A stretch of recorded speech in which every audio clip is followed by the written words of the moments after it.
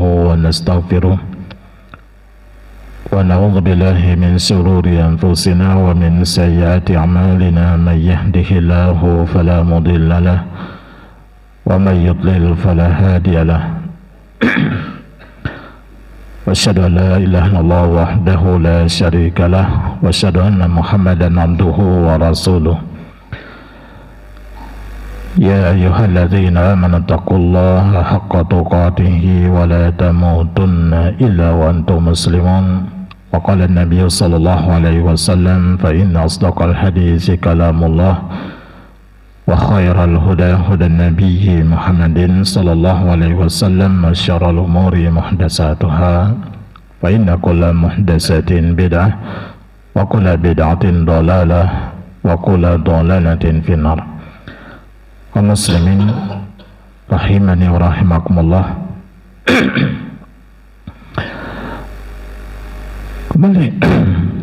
Kembali kita melanjutkan pembahasan dari kitab Bulughul Maram min Adillatil Ahkam, nomor hadis 327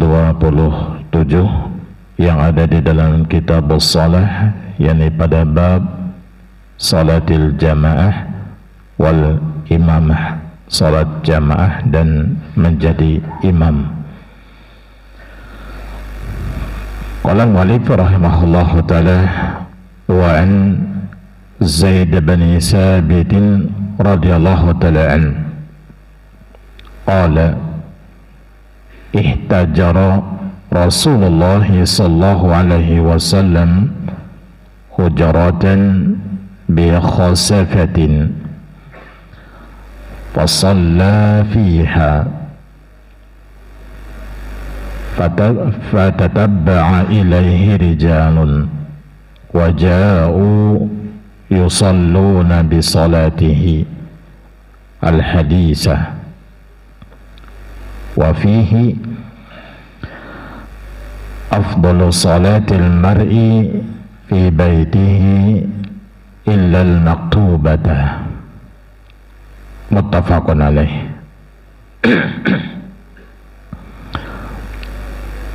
Dari Zaid bin Sabit radhiyallahu ta'ala an, beliau mengatakan Rasulullah sallallahu alaihi wasallam mengambil suatu tempat di masjid yang diberikan tikar.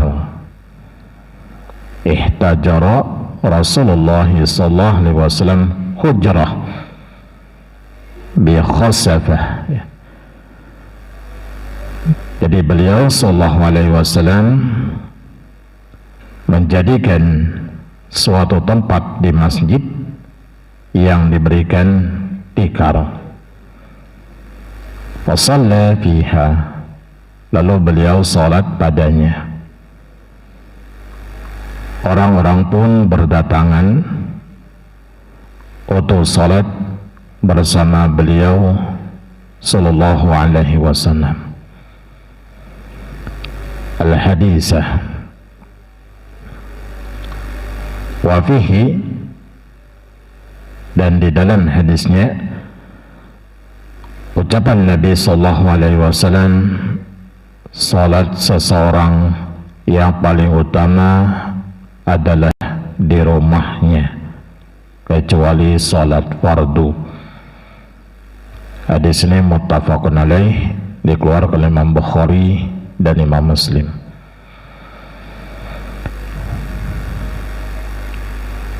Di dalam hadis ini tadi Zaid bin Sabit radhiyallahu ta'ala an mengatakan bahwa ihtajara Rasulullah sallallahu alaihi wasallam hujrah, ya. Maknanya di sini adalah ittakhadha syai'an kal hujrah. Jadi Nabi sallallahu alaihi wasallam menjadikan sesuatu tempat yang ada di masjid itu kal hujrah, ya, seperti kamar, ya, tempat tersendiri, ya. Bi khasafah min hasirin, ya berupa tikar, ya tikar dari ya daun kurma. Kemudian datang orang-orang, yakni para sahabatnya, untuk mengikuti salatnya beliau sallallahu alaihi wasallam. Kita langsung ke beberapa faedah yang disebutkan oleh Syekh Al-Bassam rahimahullah dari hadis ini.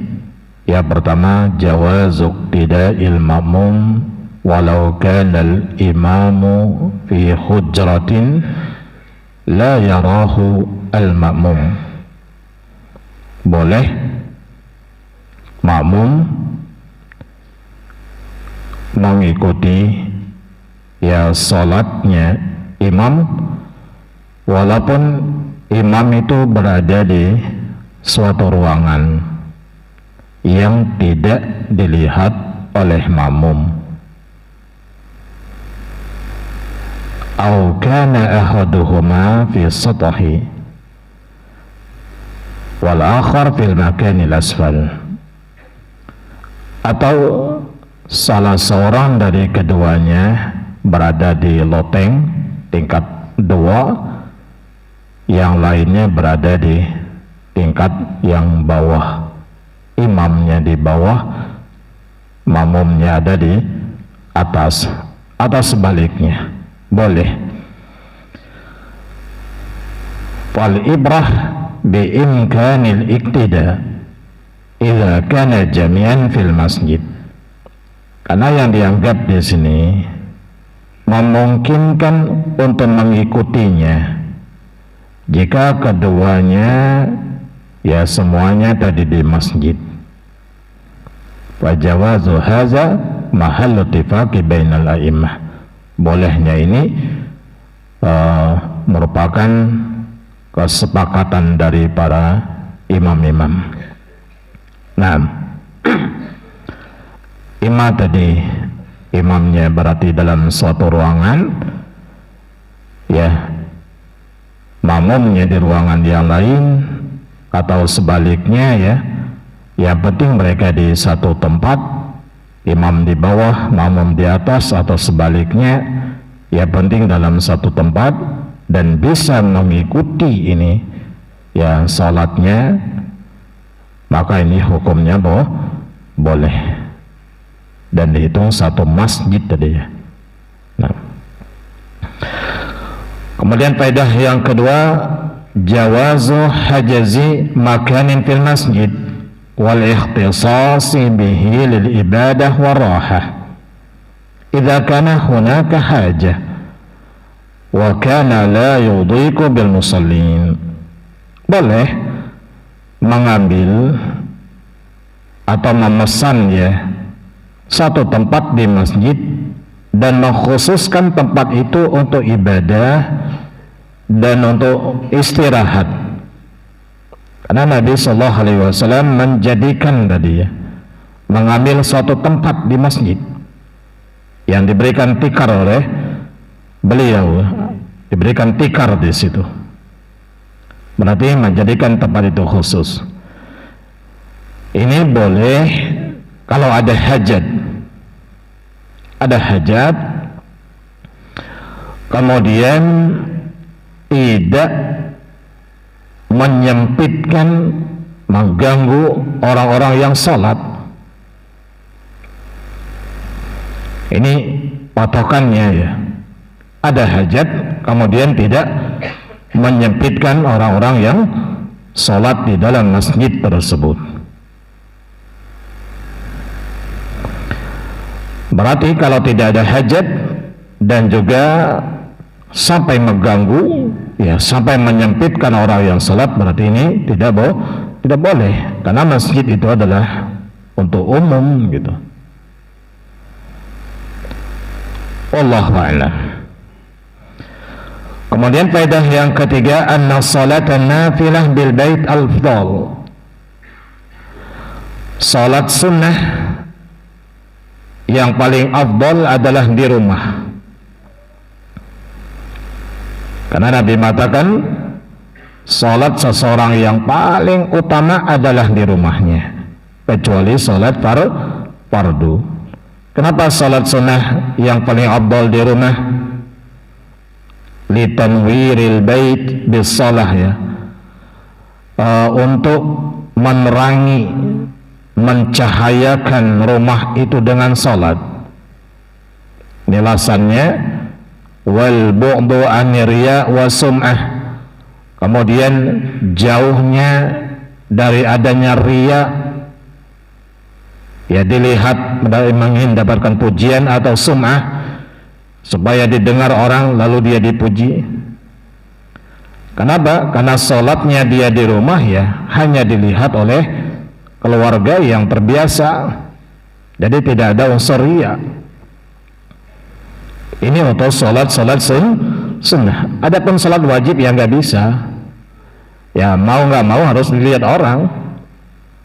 Jadi jangan sampai ada alasan, ya, takut riya, akhirnya sholat wajibnya di rumah. Ada yang alasan seperti itu. Nanti kalau kita ke masjid dilihat oleh orang, riya. Lah, ada ibadah-ibadah yang nggak bisa untuk disembunyikan. Ya, diantaranya sholat 5 waktu berjamaah di masjid yang nggak bisa disembunyikan. Nah, apalagi contohnya, ya, haji misalnya. Gimana antum menyembunyikan haji? Ya nggak bisa. Memang ibadah-ibadah yang, ya, mesti kelihatan. Tapi perannya hati nanti apa? Untuk bagaimana dia supaya tidak riya. Adapun salat-salat wajib, maka kata beliau, fal wajib al-ityanu biha fil masjid illa min udhrin, kecuali karena uzur. Hadza fi haqqi rijal al-mukallafin. Ini merupakan hak, ya, kewajiban bagi laki-laki yang mukallaf. Kemudian faedah yang berikutnya, jawazu ta'yin niyatil jamaah fi sholati minal imam wal ma'mum. Boleh mentakyin, menentukan niat jamaah di dalam salat, ya, bagi imam dan bagi makmum, walau lam yahsul dzalika illa fi asna'is shalah, ya, walaupun itu belum bisa dilakukan, belum berhasil dilakukan kecuali di pertengahan salat. Fatantaqilu niyatul munfarid ila niyatil imam, berpindah niat salat sendirian kepada niat menjadi imam. Wallahu a'lam, ini boleh, walaupun memang ada khilaf dalam masalah ini. Wa hadza la yajuz fi masyhuri madzhab Ahmad. Kalau yang masyhur dari mazhab Imam Ahmad enggak boleh. Malam yakun yadhunnu hudur ma'mumin yati ma'ah,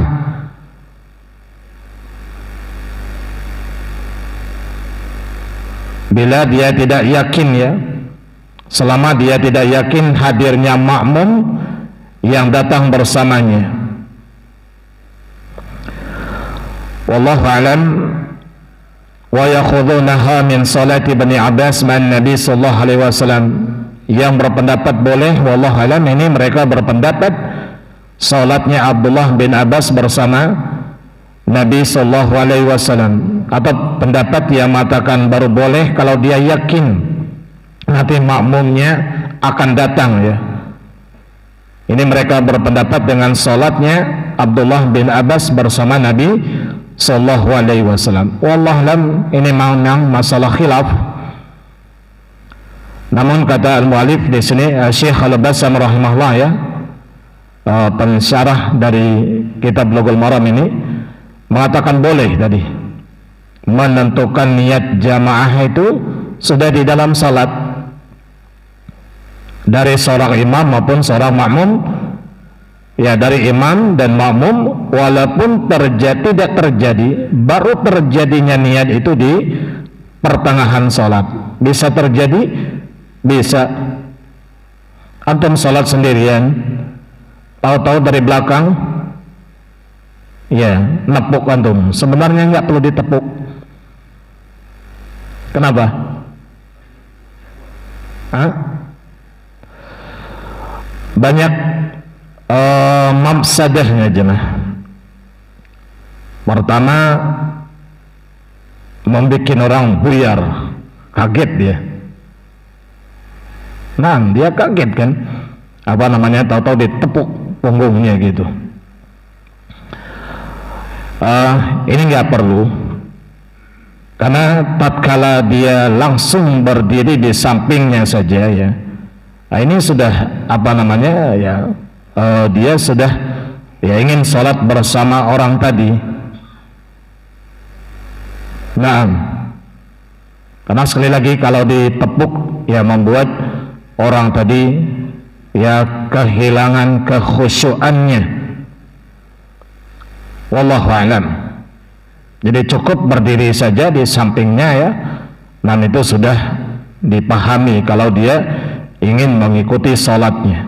Nah, menurut Syekh Al-Bassam rahimahullah dari zahir hadis ini ya, maka boleh perpindahan tadi niat dari sholat sendirian kepada niatnya menjadi imam. Wallahu ta'ala a'lam. Kemudian jemaah yang dimuliakan Allah Subhanahu wa taala, tentang masalah menepuk ini dan juga menarik makmum. Ini kadang terjadi juga. Gimana gambarannya? Dia masuk ke dalam masjid, dilihat dia saf udah penuh semua. Oleh karena itu ditarik dia salah satu makmum untuk salat bersama dia nanti di saf belakang. Ini sebuah bentuk apa ya? Yang mengganggu sekali. Dengan dalih nanti, dengan alasan memang ada hadis ya mengatakan bahwasanya tidak boleh sholat sendirian di belakang saf. Tapi ingat, yang nggak boleh itu apabila saf yang depan itu masih kosong, lalu dia membuat saf sendirian di belakang ini yang tidak boleh. Tapi kalau sudah penuh nggak bisa lagi ya tidak masalah. Adapun kalau sampai menarik tadi, ya ini berarti dia telah melakukan tindakan kesalahan kepada orang tadi. Pertama apa? Orang lagi sholat khusyuk coba ditarik gitu ke belakang, batal orang sholatnya, buyar dia. Kemudian orang tadi berada di saf yang utama kan, saf depan, dibuat dia ke belakang. Nah, ini terjadi ya, terjadi seperti itu. Ini tidak boleh. Ya sudah, sholat aja sendirian di belakang tidak masalah. Kemudian faedah yang berikutnya, jawaz iqtida'il mutanafil bil muftarid ya. Boleh mengikuti orang yang sholat sunnah yang mengikuti yang sholat wajib, atau yang sebaliknya ya. Wa inna salat tahajud fi haqqihi sallallahu alaihi wasallam wajibatun wa fi haqqi ummatihi sunnah wala wajibah. Alasannya di sini karena salat tahajudnya Nabi sallallahu alaihi wasallam untuk beliau itu wajib ya, sedangkan hak umatnya beliau ya seperti Abdullah bin Abbas ini sunnah, tidak wajib. Jadi Rasulullah salatnya wajib ya, salat malamnya. Kemudian Abdullah bin Abbas itu salatnya sunnah, imamnya salat wajib, makmumnya salat sunnah. Maka ini boleh. Wa hadza wal masyhur min al mazhab. Amma iqtida'ul muftarid bil mutanafil fa fiha riwayatani anil Imam Ahmad. Adapun kalau salat wajib mengikuti yang sunnah, ada dua riwayat dari Imam Ahmad di sini. Pendapat yang pertama yang masyhur dari mazhab Imam Ahmad nggak boleh. Pendapat yang lain boleh. wahya as-sahihah dalilan, dan ini yang sahih ya, li qissati fi sahihain, sebagaimana kisah yang ada di dalam hadis Bukhari dan Muslim. Jadi tidak masalah, ini pendapat yang lebih kuat ya, bahwasanya walaupun dalam mazhab Imam Ahmad ya, walaupun imamnya tadi salatnya salat sunnah, makmum yang salat wajib, maka ini hukumnya juga boleh. Kemudian faedah yang keenam, fihi dalilun ala annal ha'il bainal imam wal ma'mumin ghairu mani'in min sihhati shalah wal iktida. Dari hadis ini juga menunjukkan bahwasanya penghalang antara imam dan makmum tidak menghalangi keabsahan salat berjamaah tadi dan keabsahan dari bermakmum. Walaupun tadi ada penghalang, ada dinding atau ada tabir gitu, ini tidak menghalangi ya. Wa qala an-Nawawi yustaratu li sihhatil iqtida' ilmul ma'mum bintiqalil imam sawa'un salaya fil masjid aw fi ghairihi aw ahaduhuma fihi wal akhar fi ghairihi bil ijma'. Imam Nawawi mengatakan disyaratkan keabsahan al-iqtida, mengikuti di sini makmum mengikuti imam, adalah makmum mengetahui perpindahannya imam itu. Imam di sini dengan apa kemarin? Dengan dia melihat, ada di antara penjelasan para ulama melihat ini yang utamanya, atau dengan mendengar gitu. Baik keduanya tadi sholat di masjid atau di tempat yang lainnya, atau salah satunya berada di masjid, yang lainnya bukan di masjid, dengan kesepakatan di sini. Yang penting tadi makmum bisa mengikuti imam, bisa mengetahui perpindahannya imam itu, dari misalnya dari berdiri kepada ruku, dari ruku kepada i'tidal, dan seterusnya. Wallahu ta'ala alam. Ini jemaah yang dimuliakan Allah Subhanahu wa taala, sedikit faedah yang kita ambil dari hadis nomor 327. Kita masuk ke hadis yang berikutnya, 328. Wa an Jabir bin Abdullah radhiyallahu ta'ala anhuma qala shalla Mu'adz bi ashabihi al-isya wa tawwala 'alaihim wa qala an-nabiy sallallahu alaihi wasallam aturidu an takuna ya Mu'adz fattanan idza amanta an-nasa faqra biwasyamsi wa duhaha wasabbih isma rabbikal a'la waqra bismi rabbik wal laili idza yaghsha muttafaqun alaih wal lafzu li muslimin. Dari Jabir bin Abdullah radhiyallahu ta'ala anhuma, beliau mengatakan Mu'adz bin Jabal salat mengimami ya ashabihi, ya sahabat-sahabatnya, salat isya, kaumnya ya. Mu'adz bin Jabal mengimami ya kaumnya, ya sahabat-sahabatnya salat isya. Wa tawwala alaihim, beliau memanjangkan salatnya. Lalu Nabi sallallahu alaihi wasallam mengatakan kepada Mu'adz, ini tatkala ada aduan ya dari kaumnya kepada Nabi sallallahu alaihi wasallam, wahai Mu'adz, apakah engkau hendak memfitnah manusia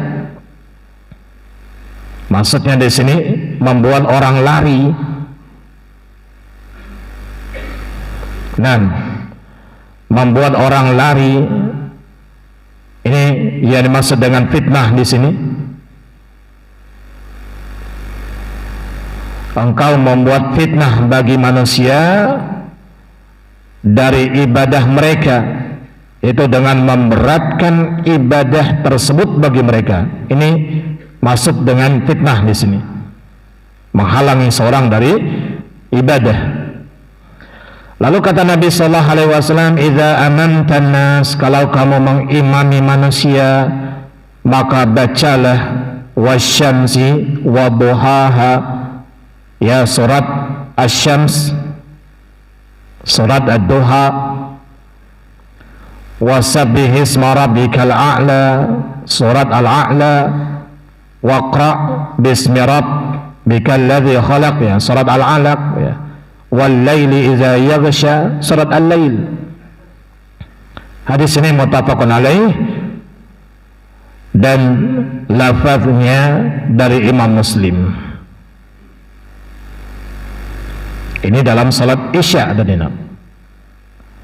Dan surat-surat ini masuk bagian daripada ya surat-surat yang pertengahan, ya, dari surat-surat Al-Mufassal, ya.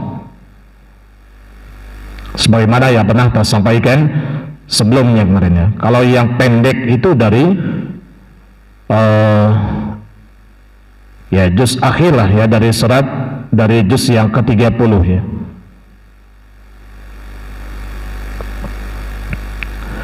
Namun Allahu a'lam, ya wadduha ke bawah itu masuk bagian daripada surat-surat yang pendek. Nah, ini surat-surat yang pertengahan ini. Dari An-Naba ya sampai Ad-Duha itu ya surat-surat pertengahan.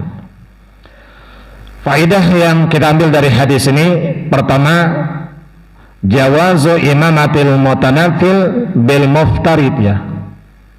Boleh orang yang salat, boleh, ya,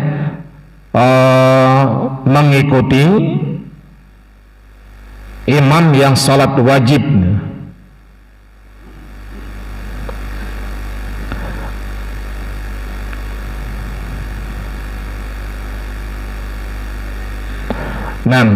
Jawazu imamatil mutanaffil bil muftarid, ya, boleh orang yang salat sunnah mengikuti imam yang salat wajib. Karena salatnya Mu'adz, salat yang pertama itu adalah wajib,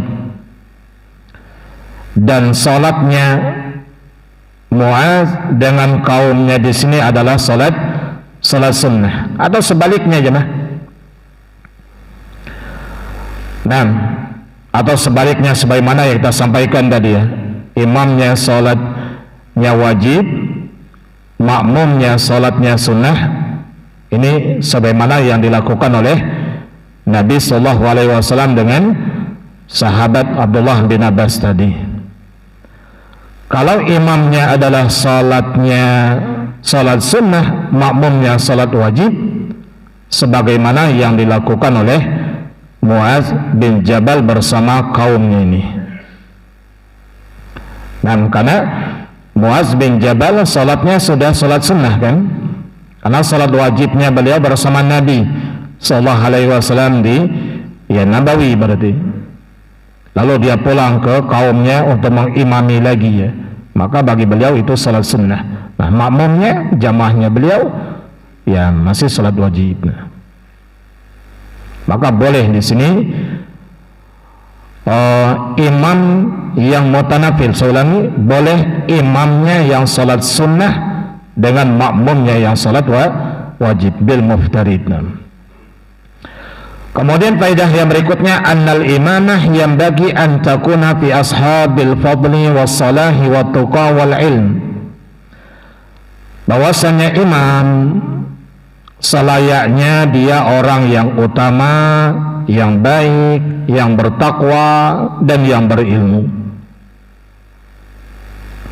Karena Mu'adz bin Jabal radhiyallahu taala anhu, beliau keluar di sini tadi untuk mengimami kaumnya tadi dari Madinah menuju daerahnya, pinggiran kota ya. Dan mereka ya kaumnya senang dengan yang demikian. Kenapa? Karena mereka mengetahui ya kebaikan dari sahabat Muaz bin Jabal radhiyallahu ta'ala anhu. Dan Nabi sallallahu alaihi wasallam telah mentakrir perkara yang demikian. Dan siapa Muaz bin Jabal radhiyallahu ta'ala anhu? Beliau adalah sahabat yang paling tahu tentang halal dan haram. Berarti ulamanya dari kalangan sahabat. Nah, ini yang selayaknya. Di samping dia memang punya kelebihan dari sisi bacaan, maka dia pun harus memahami sunnah, maksudnya ilmu-ilmu fikih. Nah, kenapa? Karena nanti terutama berkaitan dengan masalah hukum-hukum salat ya. Kalau dia nggak ngerti gimana? Kalau terjadi ada kesalahan, atau dia lupa misalnya, kan banyak kejadian itu. Ditegur oleh makmumnya, dia bingung sendiri. Nah, sampai berulang-ulang ya ditegur oleh makmumnya. Subhanallah, dia berdiri, subhanallah lagi, turun lagi dia. Ada kejadian yang seperti itu. Nah, karena barangkali ya dia tidak terlalu memahami ya fikih-fikih salat. Wallahu alam. Kemudian faedah yang berikutnya, selayaknya bagi imam, kata beliau, tidak memberatkan makmum dengan memanjangkan salat. Fafihim man la yatahammalu tadwila minal kibar wa awi dha'if awi dha'fi aw zawil hajat. Karena di dalam makmumnya tadi ada orang-orang yang tidak mampu untuk panjang salatnya karena ketuaannya, kelemahannya, atau ada yang zawil hajat, yang punya hajat gitu. Maka di sini diusahakanlah yang sederhana ya. Wallahu alam. Termasuk barangkali masjidnya kita ini, karena ini masjid dekat pasar. Barangkali nanti ada juga jamaah yang berjualan di pasar yang ikutnya. Ya kalau terlalu panjang nanti sulit untuk khusyuk dia. Kalau terlalu panjang. Kenapa? Karena yang diingat dia jualannya. Nah, jadi ini termasuk fikih yang harus dipahami oleh makmumnya ya. Nah, kecuali nanti kalau kondisi-kondisi tertentu misalnya, ya kapan misalnya jamaah tadi yang dia punya hajat-hajat yang harus cepat gitu ya. Kemudian faedah yang keempat di sini, qala al-hafidz, man salaka tariqan Nabi sallallahu alaihi wasallam, barang siapa yang meniti jalannya Nabi sallallahu alaihi wasallam fil ijazi wal itmam, ya tentang ringkasnya salatnya Nabi kemudian sempurnanya, la yushtaka minhu tatwilun, ya tidak diprotes karena panjangnya ya. Karena sifat salatnya Nabi sallallahu alaihi wasallam sudah maklumah, sudah maklum, sudah diketahui ya. Bagaimana Nabi sallallahu alaihi wasallam salatnya juga ya ringkas, tetapi pada satu kondisi Nabi sallallahu alaihi wasallam salatnya panjang, apalagi salat malamnya. Wa alaihi at-tafakhfif al-ma'ruf bihi amrun nisbiyun. Namun di sini ya bagi seorang imam tadi meringankan ini adalah perintah yang sifatnya amrun nisbiyun ya, perkara yang nisbi. Ini kembali kepada apa yang diperbuat oleh Nabi sallallahu alaihi wasallam, wa wadhaba alaihi, yang Nabi sallallahu alaihi wasallam selalu melaksanakannya, dan yang diperintahkan oleh Nabi sallallahu alaihi wasallam la ila syahwatil ma'mumin, tidak mengikuti keinginannya makmum.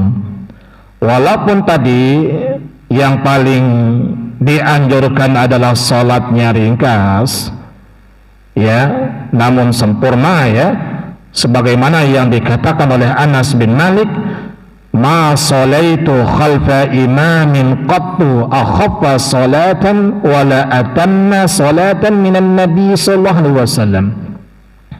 Aku tidak pernah salat di belakang seorang imam pun yang lebih ringan salatnya dan yang lebih sempurna salatnya ketimbang salat di belakang Nabi sallallahu alaihi wasallam. Namun sekali lagi, ringkasnya ini bukan maunya makmum, bukan mengikuti keinginannya makmum, ya. Apalagi kalau sebahagian makmum.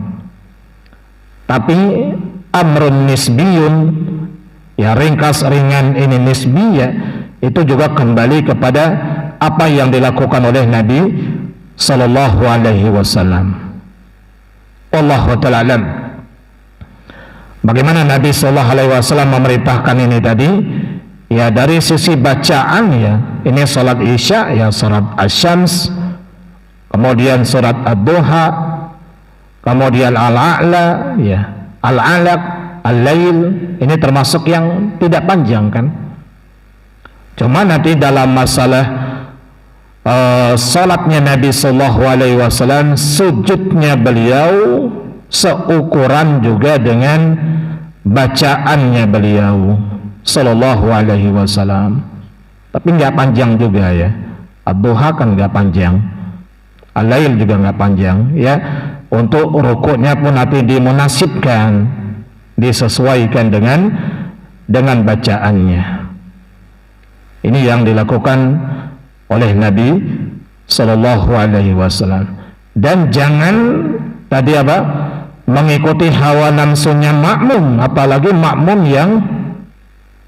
yang tidak berusaha ingin salatnya apa, ya, khusyuk gitu. Yang penting salat saja. Kan ada salat tarawih berapa menit? 23 rakaat itu berapa menit? 7 menit, ya. Gimana? Salat 23 rakaat 7 menit. Luar biasa, nah. Al-Fatihah itu satu nafas, ya. Satu nafas. Ini masih ada di kampung-kampung kita juga masih ada. Nah, antum nggak akan bisa ngikutinya, betul nggak akan bisa. Antum baru mau ruku, dia udah itidal. Antum itidal, dia udah sujud. Kita baru turun mau sujud, dia udah duduk antara dua sujud. Nggak bisa. Saya berapa kali dulu penangin nyoba, nggak bisa. Paling hanya ikut 2 rakaat aja udah keluar. Nggak bisa, memang nggak bisa. Wallahu alam. Ya, ini nggak bisa. Ini alasannya mereka karena udah budaya seperti itu. Jadi siapa yang paling cepat, imamnya itu yang paling disenangi. Iya, itu masih ada di kampung-kampung tuh. Siapa yang paling cepat bacaan itu yang paling disenangi. Wallahu alam, ini berarti bukan mengikuti petunjuk Nabi, itu mengikuti hawa nafsunya makmum. Ini nggak boleh. Wallahu alam. Kemudian faedah yang berikutnya, annal fitnah takunu hatta fi amalil khair. Fitnah itu bisa terjadi pada perbuatan-perbuatan baik, ya. Ini kalau manusia sudah keluar dari batasannya, nah, mencegah manusia daripada ibadah, memberatkan mereka, jiwa mereka tadi untuk ibadah, ini termasuk fitnah. Makanya Nabi mengatakan kepada Muaz, apakah kamu hendak memfitnah manusia, gitu.